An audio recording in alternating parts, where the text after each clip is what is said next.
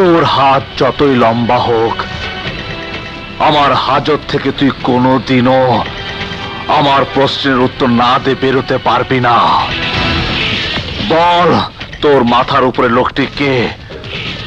তোর গডফাদার কে? কি তার নাম?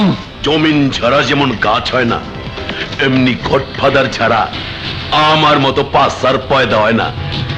মাগার ওই গডফাদারের আমার মরণের আগ পর্যন্ত তুই বাইর করবার পারবি না। জমের হাত থেকে ছাড়া পাবি, কিন্তু বিপ্লবের হাত থেকে না। মৃত্যুর আরক নাম বিপ্লব। বিপ্লব